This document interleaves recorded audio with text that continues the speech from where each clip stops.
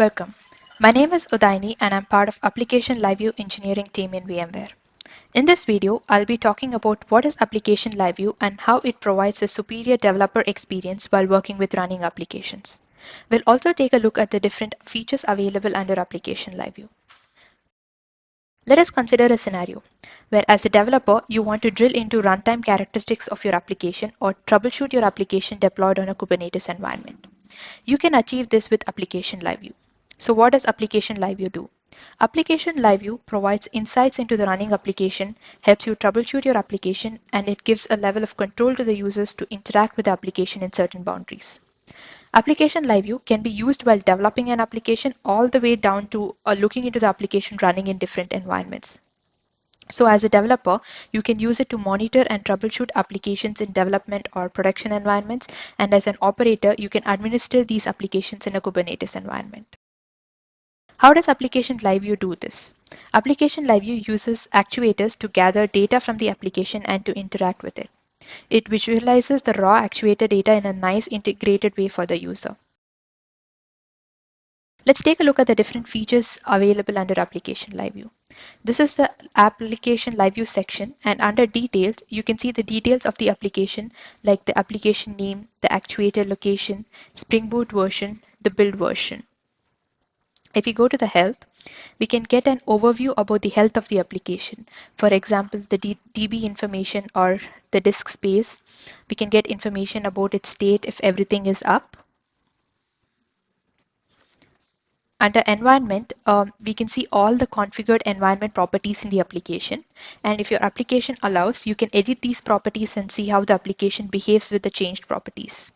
Let me try to search for an environment property here.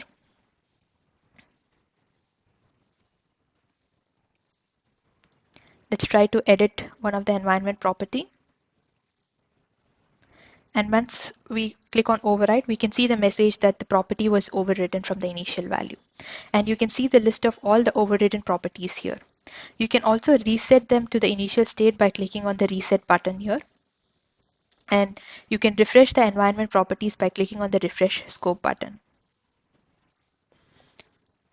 Next, moving to the log levels page. You can see all the different log levels configured for different application packages here.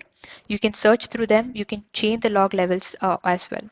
So let's try to search for a application package. Currently, the log level is set to info. Let's try to change it to trace. The change will be immediately effective in the application and the trace logs will be generated for this particular package. You can also get an overview about all the changed log levels by clicking on the checkbox here. Let me clear out the filter. You can see all the packages for which the log levels were changed. You can reset all these log levels by clicking on the reset all button here. In this case, let me try to reset the log level for this particular package. The log level is reset and hence you cannot see it under the changed log levels. But if we go back and try to search for the package name, the log level was reset. Under threads, we can take a look at the threads in running JVM. It gives a nice overview about threads over time in this graph here. You can also take a look at the thread details. We can select a thread ID here and see the see the stack trace or the state of it. You can also download the thread dump to get more information or analyze it. Going to the memory. This gives an overview about memory consumption inside of the JVM, the different memory regions in the heap and non-heap memory inside of JVM, and some garbage collection data in nice graphical overview here. This is all live data. Application LiveView doesn't show any historic data. In addition, we can also download the heap dump and analyze it further. Going to the request mappings, we can take a look at all the request mappings implemented in the application. You can get more details about each request mapping, the class they are implemented in, and some metadata around it. If you click the actuator switch here, you can see the actuator mapping details of the application as well.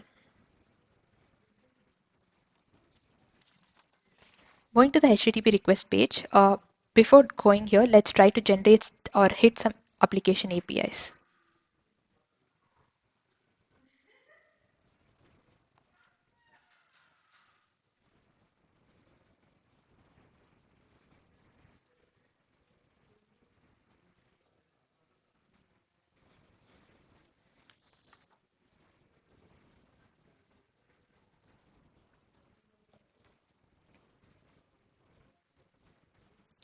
The HTTP request page, we can see the various HTTP requests to the application here.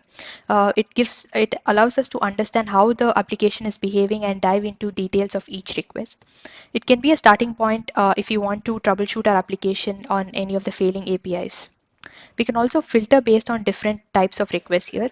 For example, we can deselect all the filters and see only the client errors or the server errors by selecting the filter options here. You can also refresh the HTTP request by clicking on this new request button. We can see all the latest HTTP requests. You can also click on this actuator switch here, which will show all the actuator HTTP requests as well.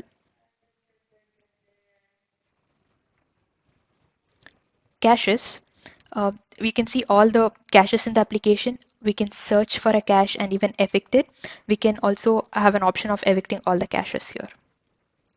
Going to the config properties, we see all the information from Spring Boot side, all the config properties used in the application and how they are configured, and we can search on them.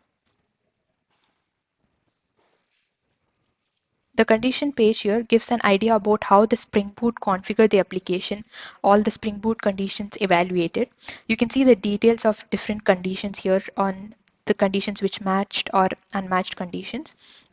The user can quickly scan to see which items are included and possibly causing an error in their application using this page. Under schedule tasks, we can see all the schedule tasks in the application and details around it. We can search based on the job name or property here. The beans page gives an overview about all the beans inside the application and their dependencies.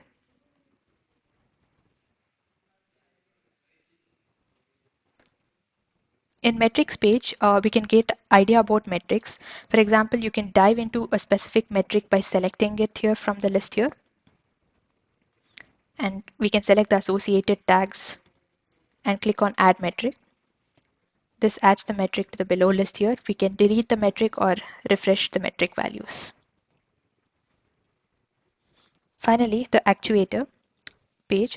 This actuator page displays raw actuator data. You can see all the actuator endpoints the app exposes and get raw data associated with any of the endpoint. So that's a quick roundup about application live view and different features available under application live view section for developer to get a quick and lightweight view into the application. Thank you.